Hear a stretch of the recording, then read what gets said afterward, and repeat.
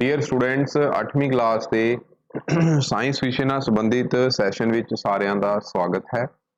So students ਅੱਜ ਅਸੀਂ science ਵਿਸ਼ੇ ਨਾਲ ਸੰਬੰਧਿਤ ਬਹੁਤ ਹੀ ਇੰਪੋਰਟੈਂਟ ਚੈਪਟਰ ਕਰਨ ਜਾ ਰਹੇ ਹਾਂ ਜਿਸ ਦਾ ਨਾਮ ਹੈ ਫ੍ਰਿਕਸ਼ਨ। ਫ੍ਰਿਕਸ਼ਨ ਨੂੰ ਅਸੀਂ ਪੰਜਾਬੀ ਦੇ ਵਿੱਚ ਕਹਿੰਦੇ ਹਾਂ ਰਗੜ।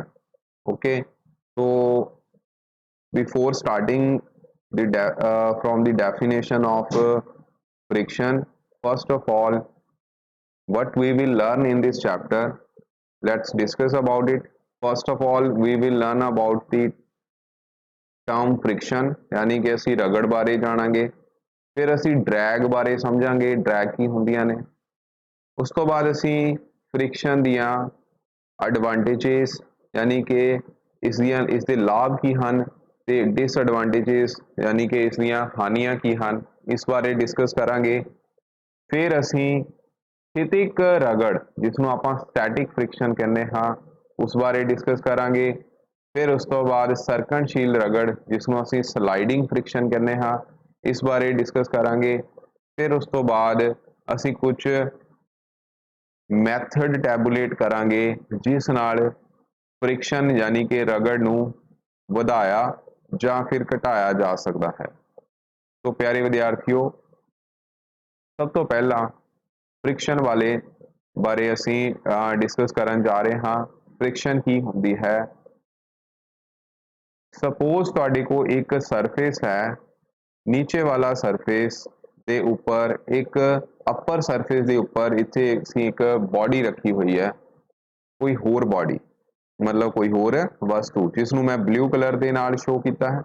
नीचे वाला सरफेस जो तुसी फर्श भी कह सकते हो उन्होंने हरे रंग नाल शो किया है। हुण सपोज करो असी इस ऑब्जेक्ट दे उपर खब्बे पास्यों यानी कि लैफ्ट हैंड साइड तो एक बल लगा रहे हाँ। तो प्यारे विद्यार्थियों जिदा ही असी फोर्स लगानी है यानी कि बल लगाना है जो कि पुशिंग फोर्स होएगी, क्योंकि बल की हुंदा है एक्सटेंट ऑफ पुश और पुल, धक्का देना ਜਾਂ ਕਿਸੇ ਚੀਜ਼ ਨੂੰ ਖਿੱਚਣਾ।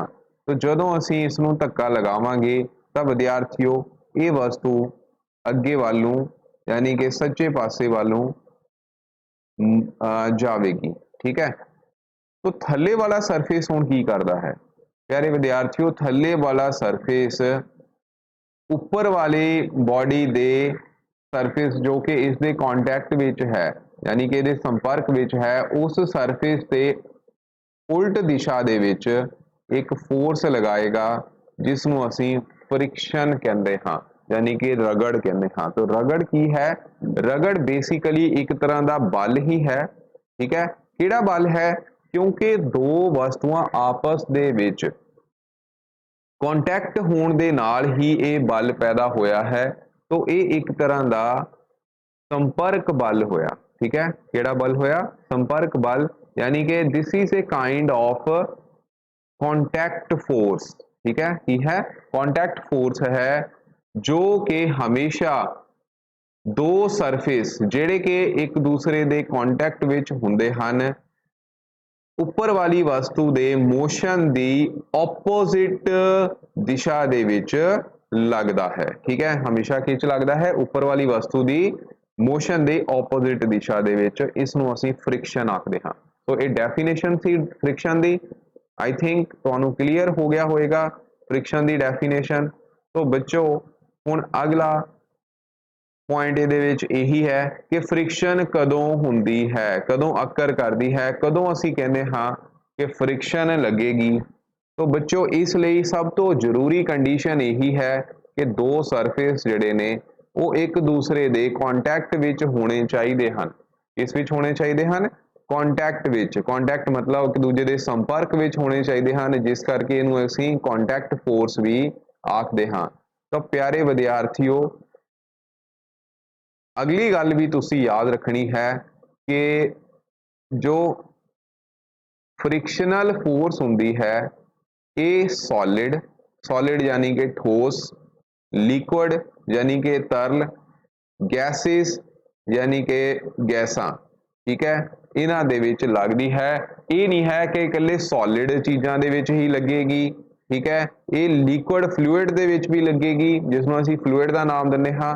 ਇਹਦੇ ਵਿੱਚੋਂ ਹਵਾ ਦੇ ਵਿੱਚ ਗੈਸਾਂ ਵੀ ਜਿਹੜੀਆਂ ਨੇ ਫ੍ਰਿਕਸ਼ਨਲ ਫੋਰਸ ਅਪਲਾਈ ਕਰਦੀਆਂ ਹਨ। ਠੀਕ ਹੈ, ਪਰ ਸਭ ਤੋਂ ਜ਼ਿਆਦਾ मैक्सीमम केस जिहड़ा है मतलब कि मैक्सीमम जिहड़ी ਵੱਧ ਤੋਂ ਵੱਧ फ्रिक्शनल फोर्स हुंदी है वो सॉलिड विच ही हुंदी है, यानी कि ठोसां विच ही हुंदी है ते गैसिस विच सब तो घट होएगी। ओके, उस तो बाद कॉज ऑफ फ्रिक्शन यानी कि रगड़ दा कारण, कि की मेन कारण है रगड़ किस कारण हुंदी है, इस कारण की कारण है कि रगड़ जिहड़ी है वो पैदा हुंदी है।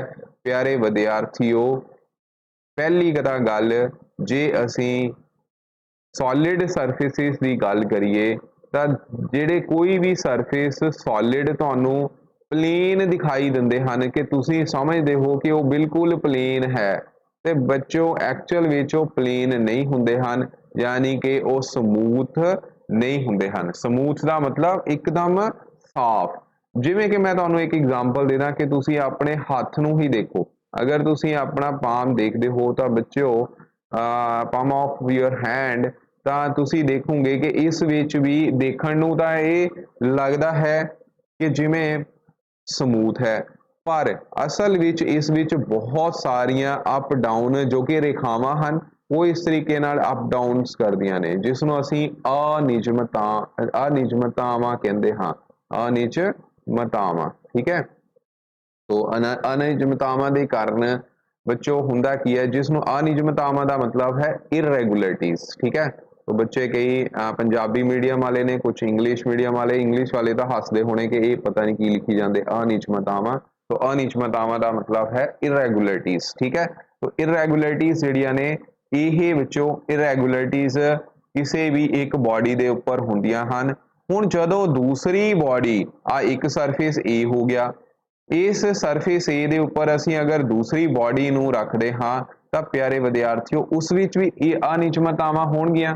ठीक है, यानी कि इररेगुलरिटीज होणगियां, तो उन्हां इररेगुलरिटीज करके ये जदों एक दूजे दे कॉन्टैक्ट विच आ जाणगे तां बच्चों उत्थे इंटरलॉकिंग हो जाती है। ठीक है, इंटरलॉक समझदे हो, इंटरलॉकिंग हो जाती है। वो इंटरलॉकिंग हुण जदों तुसीं इत्ते मान लो फोर्स लगाओगे तो वो फोर्स तुहानूं इन्नी क ज़्यादा लगानी पऊगी कि ये इंटरलॉकिंग ब्रेक कर जाए। जदों इंटरलॉकिंग ब्रेक कर जानी है तो थल्ले वाले सरफेस दे उपर वाला सरफेस जिहड़ा है वो मूव करना शुरू कर जाएगा, पर थल्ले वाला सरफेस ऑपोजिट दिशा दे विच जिहड़ी फोर्स लगाएगा, जिन्हों असीं अपोजिंग फोर्स कहने हाँ, वो बच्चों फ्रिक्शनल फोर्स हुंदी है, उन्होंने असीं की कह दिंदे आ फ्रिक्शनल फोर्स, यानी कि रगड़ बल। ठीक है, तो हमेशा रगड़ बल ओपोजिट दिशा दे विच लगदा है। हुण बच्चों किहड़े-किहड़े फैक्टर्स हन, किहड़े-किहड़े फैक्टर्स हन, फैक्टर दा मतलब है कि किहड़े-किहड़े कारण हन जिहड़े कि फ्रिक्शन नूं अफेक्ट करते हैं, यानी कि उन्होंने प्रभावित करते हैं। ठीक है, तो सब तो पहला बच्चों ये आ जाता nature of surface. Nature of surface का मतलब है कि सरफेस किदां दा है। ठीक है, जिन्ना बच्चों खुरदरा सरफेस होएगा उन्नी ज़्यादा फ्रिक्शन होएगी, जिन्ना खुरदरा सरफेस होएगा उन्नी की होएगी फ्रिक्शन ज़्यादा होएगी। ठीक है, तो याद रखना स्मूथ सरफेस जिहड़ा है उत्थे फ्रिक्शन घट हुंदी है, ते जिहड़ा सरफेस कह लो खुरदरा होएगा उस विच फ्रिक्शन ज़्यादा होएगी। ठीक है, स्मूथ सरफेस के उपर जिद्दां कह लो फर्श है, तो फर्श के उपर बच्चों कार नूं जां बाईसाइकल नूं चलाउणा सौखा हुंदा है। ठीक है, पर जे उही तुसीं मिट्टी दे विच जां रेता दे विच चलाओगे तो बच्चों तुहानूं ज़्यादा जोर लगाना पऊगा। उहदा कारण तुहानूं सारिआं नूं ही पता है कि हुण कह सकदे आ फ्रिक्शन के थल्ले धरती जिहड़ी है टायरां दे उपर उल्ट दिशा दे विच फोर्स लगा रही है, फ्रिक्शन उहदे करके फ्रिक्शन जिहड़ा सानूं ज़्यादा जोर लगाना पैंदा है। तो ऑबवियस है जिन्ना रफ सरफेस उन्नी फ्रिक्शन ज़्यादा। अगला है बच्चों वेट। वेट भारी चीज़ आ देखो, दो एक तो ये है पतला बंदा, हैल्दी बंदा, खुश बंदा, देखो कितना खुश लग रहा, अपने हाथ भी खिलार के खड़ा। ठीक है, इधर भाई साहब हुणी ये खा खा के बेचारे ऐन मोटे हो गए ने। ठीक है, तो इन्हां दे हाथ भी थल्ले ने, तां मूँह भी देखो बेचारे दा किदां दा है कि मेरे तो तुर नहीं हो रहा, तुरन वेले प्रॉब्लम आ रही है। तो इहदा कारण की होया ਇਹਦਾ ਕਾਰਨ ਵਿੱਚੋਂ ਇਹੀ ਹੋਇਆ ਕਿ ਇਹਦਾ ਭਾਰ ਜ਼ਿਆਦਾ ਸੀ, ਇਹਨੇ ਧਰਤੀ ਤੇ ਜ਼ਿਆਦਾ ਬੋਝ ਪਾ ਦਿੱਤਾ। ਇਹੀ ਹੋਇਆ ਨਾ, ਠੀਕ ਹੈ। तो धरती ते ज्यादा बोझ पाता ते धरती ने इह ते बोझ पाता, वो किहड़ी दिशा च पाया, उल्ट दिशा विच, जिस करके ये परसन नूं चलना बहुत औखा हो गया। तो जिन्ना भार ज्यादा हुंदा उन्ना चलना औखा हुंदा। तुसीं आम तौर ते देखिया होना, ਜਿਹੜਾ मोटा बंदा हुंदा हौली तुरदा ते हौली दौड़दा, पतला बंदा हुंदा ਉਹਦੀ दौड़ बहुत तेज हुंदी है। इस करके आ बेचारा हैप्पीयर मैन है ना, ठीक है। तो घट खाया करो, एक्सरसाइज जरूर खाया करो जिन्ना मर्जी, पर एक्सरसाइज रेगुलर करया करो, ठीक है। उस तो बाद नैक्सट हैगा surface in contact. Surface in contact का मतलब है कि जिन्ना सरफेस ज़्यादा होएगा कॉन्टैक्ट का, ठीक है, उन्नी विचों फ्रिक्शन ज़्यादा होएगी। जिद्दां मैं मान लो एक मैं तुहानूं एग्जाम्पल दे दां कि एक बॉडी नूं आपां इदां रखिया है, ठीक है, इत्थे आ सरफेस है, और इसे ही बॉडी नूं मैं जेकर उल्टा के इदां रखदा, उन्ना की साइज है इहदा, ठीक है। तो इत्थे कॉन्टैक्ट सरफेस का जिहड़ा ज़्यादा हो गया ना, तो इत्थे फ्रिक्शन भी ज़्यादा होएगी, ठीक है। इत्थे फ्रिक्शन ज़्यादा होएगी, more friction will be there, और इहदे विच ही होएगी विचों less friction will be there. इत्थे घट फ्रिक्शन होएगी, क्यों, क्योंकि सरफेस कॉन्टैक्ट जिहड़ा है वो घट गया। वेट दोनों का सेम है, वेट सेम है, तो वेट का तो कोई हुण मतलब नहीं रहा। इहदा मतलब इत्थे असीं कंसीडर करना है सरफेस, जिहड़ा सरफेस ज़्यादा थल्ले वाले सरफेस के कॉन्टैक्ट में आ जाऊगा, उहदी फ्रिक्शन ज़्यादा होएगी, तो फ्रिक्शन इत्थे इस सरफेस की ज़्यादा होनी है। तो 3 पॉइंट तुसीं पढ़ लै। हुण असीं पढ़न जा रहे हां फ्रिक्शन दियां किस्मां, यानी कि टाइप्स ऑफ फ्रिक्शन, रगड़ दियां किस्मां। तो बच्चों सब तो पहला आंदी है स्टैटिक फ्रिक्शन।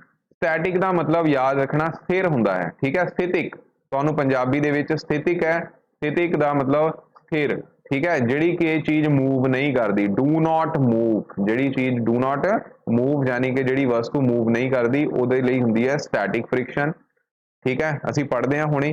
स्लाइडिंग का मतलब हुंदा है सरकना, ठीक है, सरकना यानी कि सरकणशील रगड़, ठीक है। रोलिंग का मतलब हुंदा है विचों रोल करना, गोल गोल घूमना, ठीक है। तो फ्लूइड फ्रिक्शन का मतलब इहदे विच पंजाबी च इहनूं बेलनी रगड़ कहंदे हन।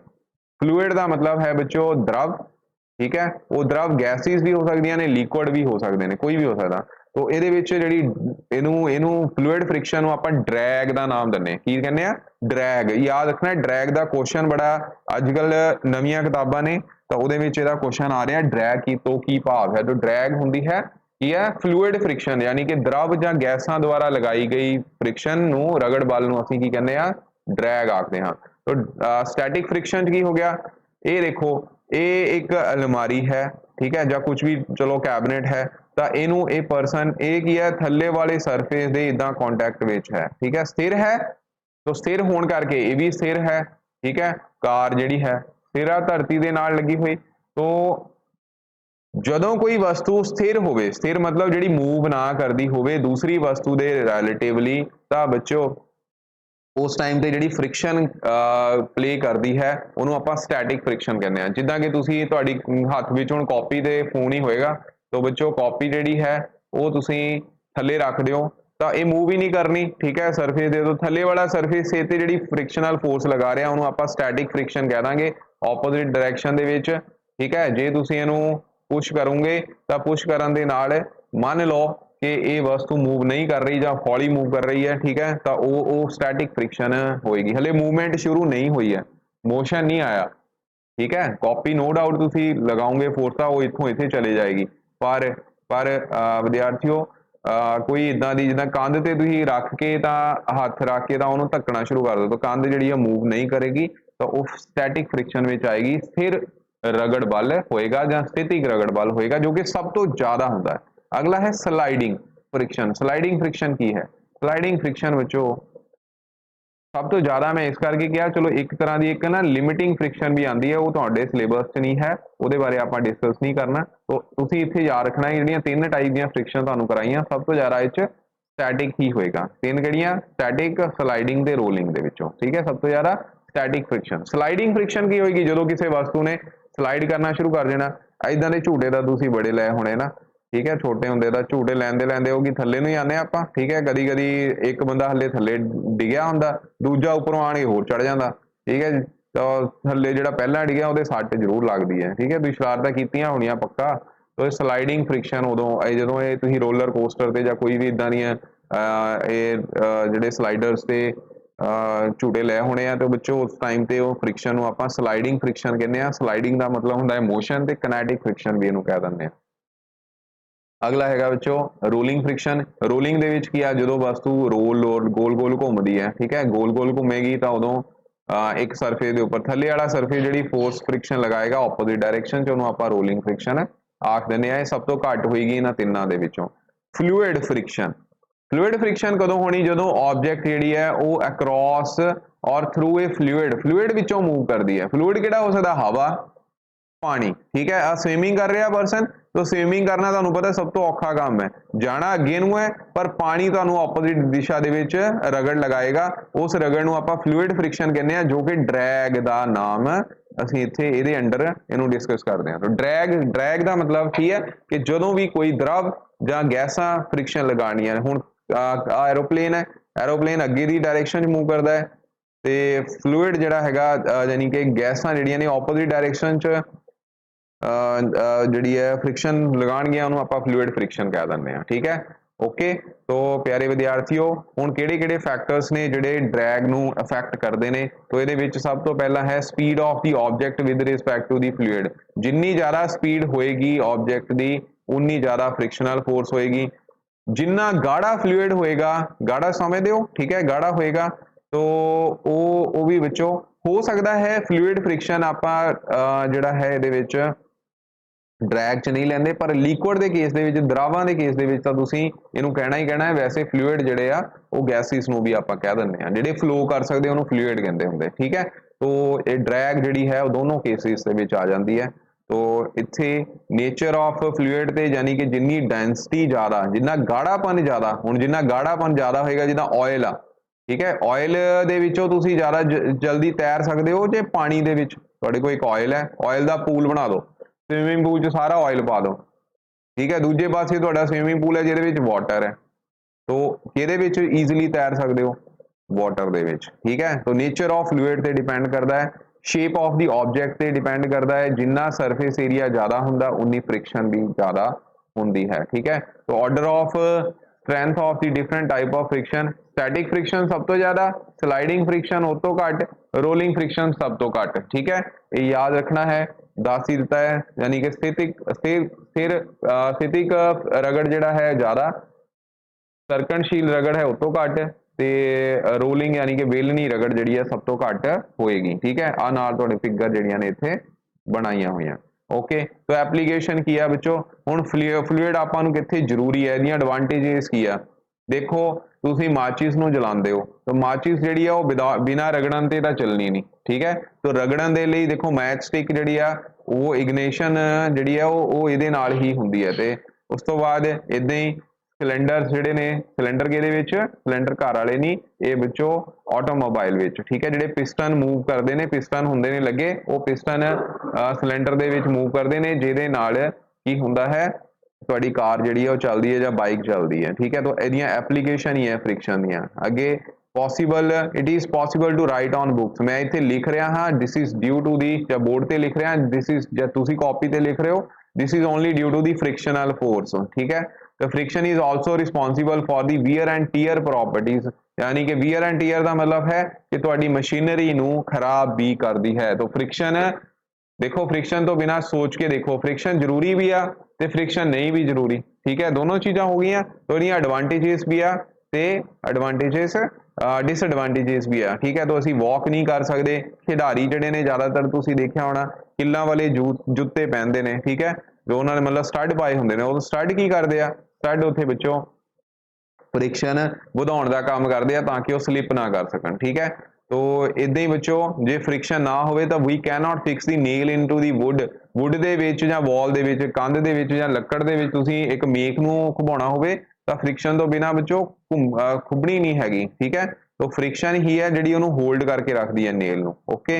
हॉर्स जिहड़ा है can not pull a cart unless friction furnish him a secure foothold, ਅਗਰ ਘੋੜਾ ਹੈ ਜਾਂ ਕੋਈ ਵੀ ਕਾਰਟ ਹੈ, ਜਿਹੜਾ ਘੋੜਾ ਹੈ ਘੋੜੇ ਦੇ ਪੈਰ ਜਿਹੜੇ ਨੇ ਉਹ ਧਰਤੀ ਦੇ ਉੱਪਰ ਜੇ ਸਲਿੱਪ ਕਰਦੇ ਰਹਿਣਗੇ ਤਾਂ ਫਿਰ ਉਹ ਕਾਰਟ ਮਤਲਬ ਗੱਡੇ ਨੂੰ ਜਾਂ ਪਿੱਛੇ ਜੋ ਵੀ ਉਹਦੇ ਬੁੱਗੀ ਹੈ ਜਾਂ ਜੋ ਵੀ ਹੈ, ਠੀਕ ਹੈ, ਤਾਂ ਉਹਨੂੰ ਖਿੱਚ ਨਹੀਂ ਸਕੇਗਾ। ਓਕੇ, ਉਸ ਤੋਂ ਬਾਅਦ ਵਿੱਚ ਡੇਲੀ ਐਗਜ਼ਾਮਪਲ ਆਈ ਗਈਆਂ, ਦੇਖੋ ਖਿਡਾਰੀ ਕਿਹੜੇ ਜੁੱਤੇ ਪਹਿਨਦੇ ਹਨ, ਇਹ ਕਿੱਲਾਂ ਵਾਲੇ, ਇਹ ਤਾਂ ਚਲੋ ਦੂਸਰੇ ਨਾਰਮਲ ਸ਼ੂਜ਼ ਜਾਂ ਜੋਗਿੰਗ ਵਾਲੇ ਵੀ ਇਦਾਂ ਦੇ ਹੁੰਦੇ ਨੇ। ਟਾਇਰ ਦੇ ਵਿੱਚ ਕੀ ਹੁੰਦੇ ਨੇ, ਟਾਇਰ 'ਚ ਬੱਚੋ ਇਸ ਤਰੀਕੇ ਨਾਲ ਅਪ ਡਾਊਨ ਹੁੰਦੇ ਨੇ ਤਾਂ ਕਿ ਜ਼ਿਆਦਾ ਤੋਂ ਜ਼ਿਆਦਾ ਫ੍ਰਿਕਸ਼ਨ ਜਿਹੜੀ ਹੈ ਉਹ ਹੋਵੇ, ਰਗੜ ਇਹ ਨਾ ਹੋਵੇ ਵੀ ਕਿ ਟਾਇਰ ਸਲਿੱਪ ਜਿਹੜੇ ਪਲੇਨ ਹੋਣ ਤਾਂ ਸਲਿੱਪਰੀ ਹੋਣ ਕਰਕੇ ਜਿਹੜੇ ਬ੍ਰੇਕ ਆ ਚੰਗੀ ਤਰ੍ਹਾਂ ਨਾ ਲੱਗੇ, ਠੀਕ ਹੈ। ਤਾਂ ਕਾਰਾਂ ਦੇ ਜਿਹੜੇ ਟਾਇਰ ਹੁੰਦੇ ਨੇ ਉਹਨਾਂ ਦੇ ਵਿੱਚ ਅਪ ਡਾਊਨਸ ਹੁੰਦੇ ਨੇ। ਲਿਖਣਾ, ਇਹ ਵੀ ਇਹਦੇ ਵਿੱਚ ਐਗਜ਼ਾਮਪਲ ਆ ਗਈ, ਠੀਕ ਹੈ।